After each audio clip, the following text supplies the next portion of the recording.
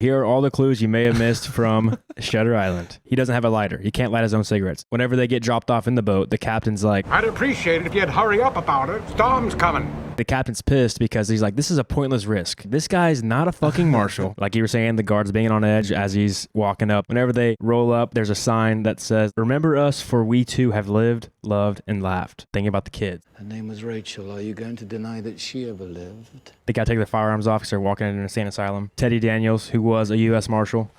Easy money.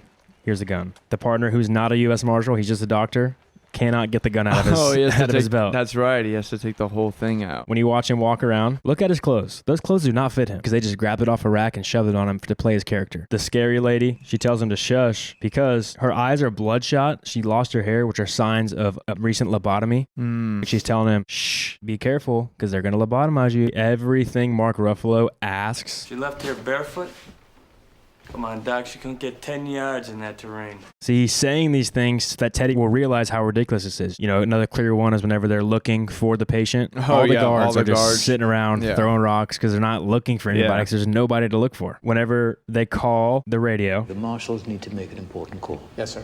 So listen to the operator. He's like, hello, playing his role, and he looks back to make sure they left so he can drop his act. Whenever the head doctor is really questioning Teddy, you kind of look at the face of Mark Ruffalo. You can tell he's kind of like, hey, what are you doing? Stop pressing so hard. We're in the middle of our experiment. Men of violence. That's a hell of an assumption to make.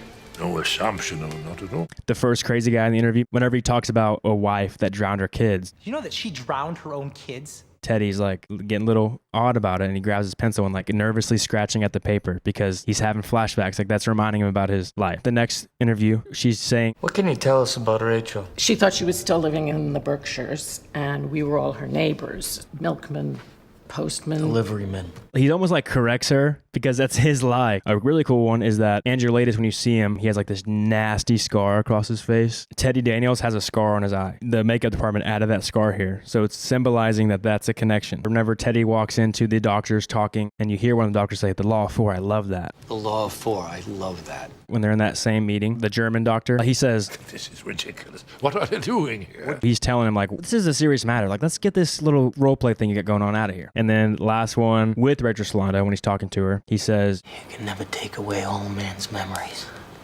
Never. pointing to the fact that his memories are still there deep down.